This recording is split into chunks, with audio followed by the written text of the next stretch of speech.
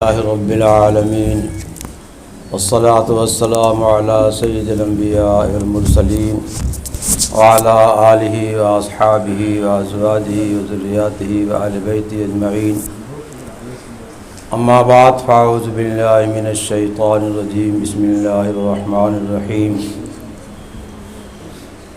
ان اللہ مع الذین اتقوا والذین هم محسنون صدق اللہ العظیم وقال رسول اللہ صلی اللہ تعالی علیہ وسلم مثل الذی یذکر ربہ والذی لا یذکر مثل الحی والمیت او کما قال علیہ الصلاۃ والسلام۔ اللہ تعالی نے ہم پہ جو انعامات عطا فرمائے ہیں، جن انعامات سے ہم کو نوازا ہے، اگر ان کو شمار کرنا چاہیں تو ہم شمار نہیں کر سکتے۔ وَإِن تَعُدُّوا نِعْمَةَ اللَّهِ لَا تُحْصُوهَا، قرآن کریم میں اللہ نے خود ارشاد فرما دیا اللہ کے انعامات جو تم پر ہیں اس کو شمار کرنا چاہو تو تمہارے بس کا نہیں ہے۔ اللہ نے ہمیں تمام کائنات میں افضل کائنات بنایا، یعنی انسان بنایا۔ انسانوں میں بھی اللہ تعالیٰ نے ہم کو اہل اسلام کے گھر میں، اہل ایمان کے گھر میں پیدا فرمایا۔ یہ ایسی چیز ہے جس کا ہم کوئی جو ہے بدل کی نہیں دے سکتے، اور اللہ تعالیٰ نے بالمانگے عطا فرمایا ہے۔ ایسی بڑی نعمت ہے کہ اس نعمت کو بیان مستطیع نہیں کیا جا سکتا۔ جو شخص جو ہے ایمان میں داخل ہو گیا اور جو ایمان والا ہو گیا وہ اللہ تعالیٰ سے قریب ہو گیا۔ ایمان والا اللہ تعالیٰ کا خاص بندہ ہو جاتا ہے۔ ایمان والے پر اللہ تعالیٰ کی رحمت ہی ہے کہ اللہ نے اسے انعام سے نوازا ہے۔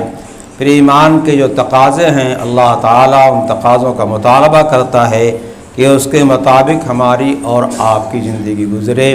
دل کے اندر اللہ تعالیٰ کی ذات والا صفات پر اور آپ کی ذات پر اور آپ کی صفات پر جو ہے اعتماد ہو، یقین ہو اور اس پر ایمان ہو، اور اپنے اعمال ظاہرہ کے لحاظ سے ایک ایک جز میں، ایک ایک عمل میں، قول میں، فعل میں اللہ تعالیٰ کی مرضی کے مطابق عمل درآمد کریں گے تو ہم مسلمان ہو جائیں گے۔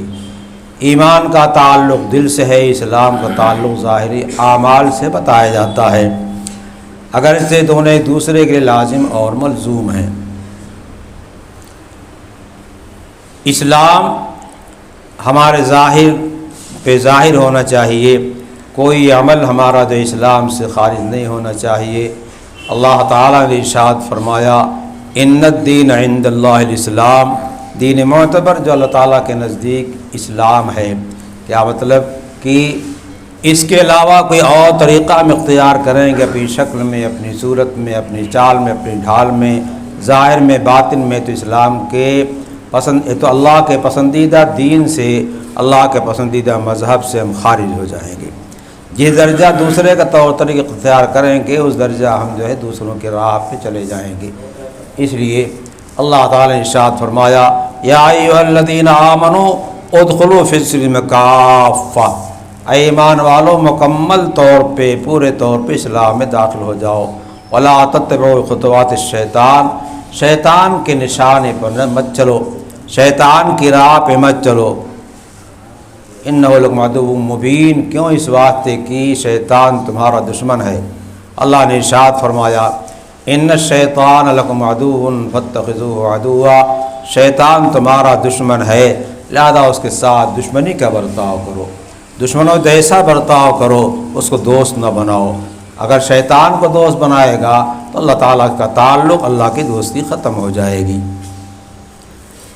ہمیں اسی کو اختیار کرنا چاہیے، اور ہمارے اندر یہ داعیہ ہونا چاہیے کہ ہر انسان اسلامی صفات پہ آ جائے، اسلامی اخلاق پہ آ جائے، ایمانی اعمال پہ، اسلامی اعمال پہ آ جائے، اور ایمان کے جو تقاضے ہیں اس پہ آ جائے، اور ایمان ہمارے قلوب کے اندر جو ہے اللہ تعالیٰ خوب راسخ اور پیوست فرما دے۔ اللہ تعالیٰ نے ارشاد فرمایا इन अल्लाह मअल्लज़ीन इत्तक़ौ, अल्लाह की मैयत उस शख्स को हासिल है जो अल्लाह का तक़वा इख्तियार करता है। हम भी तक़वा इख्तियार करें और दूसरों को तक़वे पे लाने की फ़िक्र करें। नबी करीम सल्लल्लाहु ताला अलैहि वसल्लम ने इरशाद फरमाया, आना अख्शाकुम लिल्लाह व अत्क़ाकुम लिल्लाह, मैं सबसे ज़्यादा अल्लाह का खौफ खशियत वाला हूँ और सबसे बड़ा मुत्तकी हूँ।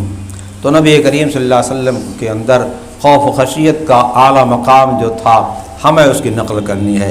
हमें भी अल्लाह का खौफ इख्तियार करना है। अल्लाह का खौफ क्या है?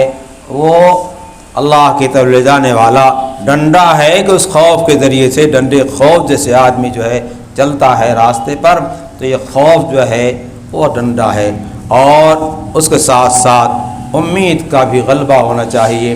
हदीस पाक में आता है, अल ईमान बैन खौफ और रजा, ईमान खौफ और रजा के मजमूए का नाम है, दोनों के दरमियान है।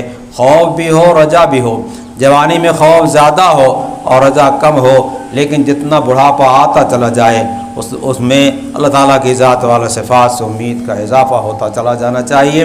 इस वास्ते का अल्लाह से उम्मीद नहीं रखेगा तो शैतान आदमी जितना सिंदसीदा होता है, जितना मौत से करीब होता है, उतना ज़्यादा इंसान को गुमराह करने की फ़िक्र करता है, चाल चलता है। इस वास्ते आखिर में रजा का गलबा होना चाहिए।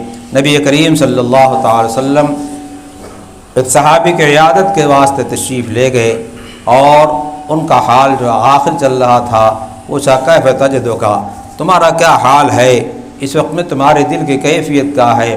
तो फरमाते हैं, इन्नी अख़ाफ़ुल्लाह, इन्नी अर्जुल्लाह व अख़ाफ़ु ज़ुनूबी, अर्जुल्लाह व अख़ाफ़ु ज़ुनूबी, अल्लाह ताला की रहमतों की उम्मीद से मेरा दिल लबरेज़ है और गुनाह हमसे हुए हैं, गुनाहों का डर भी लग रहा है।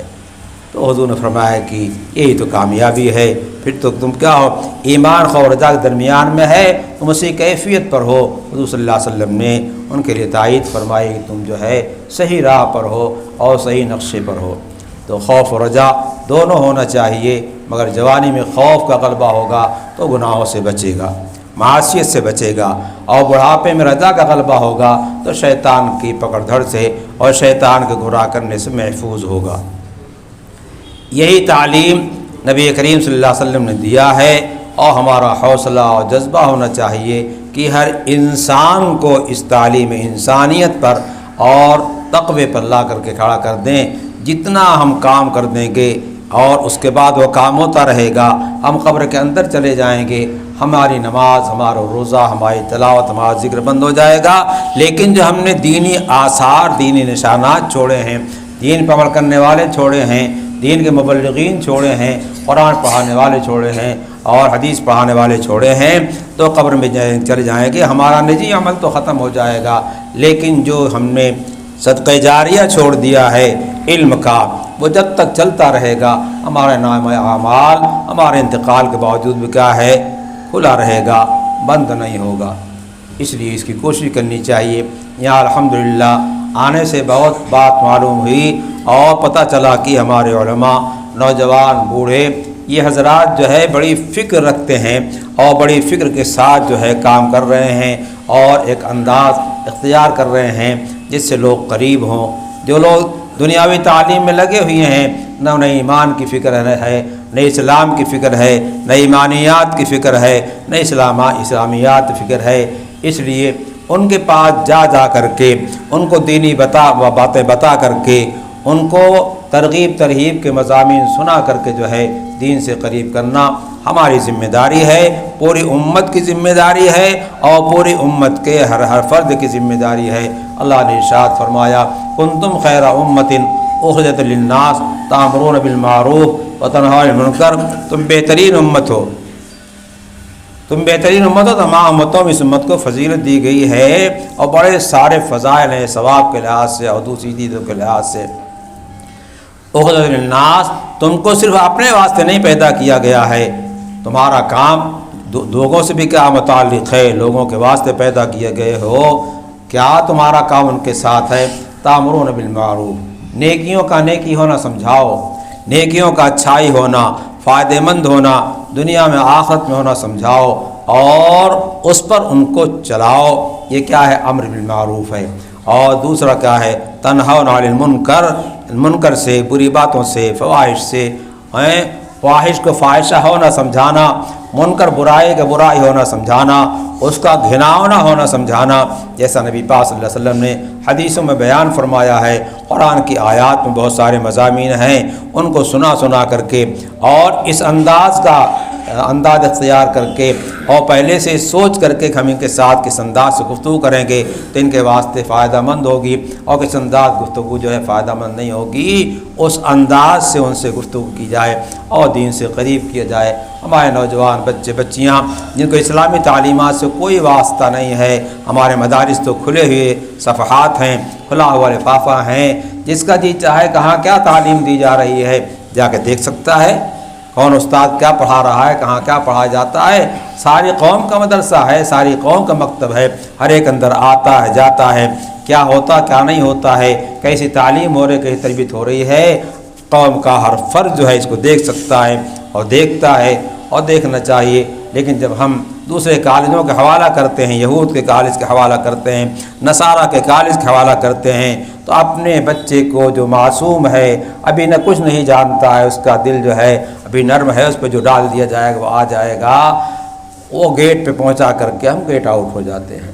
اندر کیا کیا جا رہا کیا نہیں کیا جا رہا ہم کو اور آپ کو پتہ نہیں ہے۔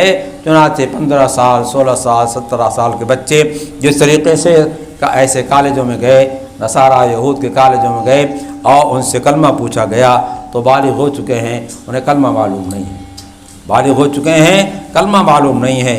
باہر کے ملکوں میں ہمارے با حضرات تشریف لے گئے تھے، جب باہر ایئرپورٹ سے نکلے ہیں، ایک ہوٹل پہ ٹھہرے ہیں، میزبان کے آنے میں تاخیر ہو رہی تھی، ایک خاتون نے وہاں جو ہے ان کو چھیڑا اور کہا آپ لوگ ہندوستان میں جو ہے عورتوں پہ اس قدر ظلم کیوں کرتے ہیں؟ بات لمبی ہوئی، کہا میں مسلمان، میری ماں مسلمان، میری دادی مسلمان، میرا دادا مسلمان، ہم نے دوپٹہ کبھی نہیں اوڑھا، ہم نے دوپٹہ کبھی نہیں اوڑھا۔ مولانا محمود راجستھانی تھے، انہوں نے پوچھا کہ اچھا آپ کو کلمہ یاد ہے؟ کلمہ آپ جانتے ہیں کیا؟ کلمہ کیا چیز ہے؟ کلمہ کیا چیز ہے؟ تو مولانا پڑھا لا الہ الا اللہ محمد رسول اللہ۔ تو اس خاتون نے کہا جو اپنے ایک مسلمان کہہ رہی تھی اور اپنی پشت کو مسلمان بتا رہی تھی، انہوں نے کہا ہاں رسول اللہ سنا ہے، رسول اللہ سنا ہے۔ باہر جو مسلمانوں کی گنتیاں شمار کی جا رہی ہیں وہ گنتیاں تو شمار میں آ رہی ہیں، لیکن وہ اسلام کے لحاظ سے مسلمان ہیں یا ان کی برادری مسلمان چلی آئی اس کے لحاظ سے ہیں، اس کا کچھ پتہ نہیں ہے۔ ہماری آپ کی ذمہ داری بنتی ہے کہ ہم علم کے لحاظ سے، عمل کے لحاظ سے، اخلاق کے لحاظ سے، ظاہر کے لحاظ سے، باطن کے لحاظ سے اپنے کو سنت کا تابع دار بنائیں، سنت پر عمل بنائیں اور لوگوں کو سنت پہ لانے کی کوشش کریں۔ میں نے آپ کے سامنے قرآن کریم کی آیت پڑھی ہے، یا ایھا الذین آمنوا اتقوا اللہ وکونوا مع الصادقین، اے ایمان والو تقوی اختیار کرو۔ تقوی کہاں ہے؟ تقوی زبان پہ نہیں، تقوی دل کے اندر ہے۔ جب دل کے اندر تقوی ہوگا تو اسی سے آنکھ متاثر ہو کر کے تقوی اختیار کرے گی، زبان تقوی اختیار کرے گی، کان تقوی اختیار کرے گا، اعضاء و جوارح تقوی اختیار کریں گے۔ اللہ کے حبیب صلی اللہ علیہ وسلم نے ارشاد فرمایا الا ان تقوی ہا ہونا، الا ان تقوی ہا ہونا، الا ان تقوی ہا ہونا۔ تقوی کا محل جو ہے دل ہے، ایمان کا محل ذکر ہے، دل ہے، اور تقوی اختیار کیا جائے اور اللہ کی معرفت و محبت اختیار کی جائے، عقائد صحیحہ خود اختیار کی جائیں، عقائد صحیحہ کو قوم کے اندر جو ہے اجاگر کرنے کی، ان کے دلوں میں بٹھانے کی جو ہے صحیح کی جائے، اور اپنا ایک مزاج بنا جائے کہ ہمارا دل جو ہے وہ زندہ ہو جائے، ہمارے دل میں اللہ کی یاد ہو جائے۔ یاد کہاں ہوتی ہے؟ دل کے اندر ہوتی ہے۔ حدیث پاک میں اللہ کے حبیب صلی اللہ علیہ وسلم نے ارشاد فرمایا مثل الذی یذکر ربہ والذی لا یذکر، ایک وہ شخص ہے جو اللہ کی یاد کرتا ہے اور ایک وہ شخص جو اللہ کی یاد میں لگا ہوا نہیں ہے، دونوں کی مثال کیا ہے؟ اللہ کو کا ذکر کرنے والا جو ہے اس کی مثال زندہ کی ہے، اور اللہ کا ذکر نہ کرنے والا اس کی مثال کیا ہے؟ مردہ ہے۔ ہمارے دل میں جب ہم محنت کریں گے، مجاہدہ کریں گے، اکابر صوفیہ کے ساتھ تعلق قائم کریں گے، اہل تقویٰ کے ساتھ اٹھیں گے بیٹھیں گے، تو ہمارے دل میں کیفیت پیدا ہوگی ذکر سے، تلاوت سے اور نمازوں سے اور دینی عقائد استعمال کرنے سے، اس کو سمجھنے بوجھنے سے، دل میں پیوست کرنے سے ہمارے دل کے اندر اللہ کی ذات آئے گی۔ ہمارا یہ استحضار اللہ تعالی کی طرف سے کیا ہے؟ مطلوب ہے۔ فرماتے ہیں کہ یہ تصور کرو کہ اللہ تم کو دیکھ رہا ہے، یہ تصور کرو کہ اللہ تم کو دیکھ رہا ہے۔ جب ہم اس تصور کو قائم کرنا چاہیں گے تو اس تصور قائم کرنے کے واسطے کچھ مجاہدہ کرنا پڑے گا اور کچھ دیر تنہائی میں بیٹھنا پڑے گا، اللہ ذکر کرنا پڑے گا۔ اللہ نے ارشاد فرمایا وَاذْكُرِ اسْمَ رَبِّكَ وَتَبَتَّلْ تَبْتِيلًا، اپنے رب کا نام بار بار لیتے رہو اور اس کے واسطے، نام لینے کے واسطے کچھ دیر تنہائی اختیار کرو، تنہائی میں بیٹھ کر کے اللہ اللہ پڑھو، لا الہ الا اللہ پڑھو، قرآن کریم کی تلاوت کرو، تو دل کی دنیا جو ہے وہ آباد ہوگی اور ایک دن وہ کیفیت ہو جائے گی۔ ہم جہاں جائیں گے، جدھر جائیں گے ادھر جو ہے اللہ کی ذات کا استحضار ہوگا، پھر آنکھ صحیح استعمال ہوگی، زبان صحیح استعمال ہوگی، کان صحیح استعمال ہوگا، ہمارے اعضاء و جوارح صحیح استعمال ہوں گے، ہمارا ہر کام اس انداز سے ہوگا کہ ہم کو اللہ دیکھ رہا ہے، ہمارا آقا مولا دیکھ رہا ہے۔ آقا مولا کے سامنے ہم اللہ کے حکم کے خلاف، اس کی مرضی کے خلاف، رسول سنت کے خلاف ہم کیسے عمل کر سکتے ہیں؟ لہذا اس کا اہتمام کیا جائے، اس کے واسطے اللہ والوں سے تعلق قائم کیا جائے اور ان سے اس ملکے کو جو ہے اپنے اندر راسخ کرنا چاہیے، اللہ کی ذات کے یقین کو پیوست کرنا چاہیے اور دل کو جو ہے زندہ رکھنا چاہیے اور دل کے اندر جو ہے ملکہ یادداشت اور استحضار کی صفت جو ہے ہمیں پیدا کرنا چاہیے۔ اللہ ہمیں بھی توفیق نصیب فرمائے اور آپ سب حضرات کو نصیب فرمائے۔ وآخر دعوانا الحمدللہ۔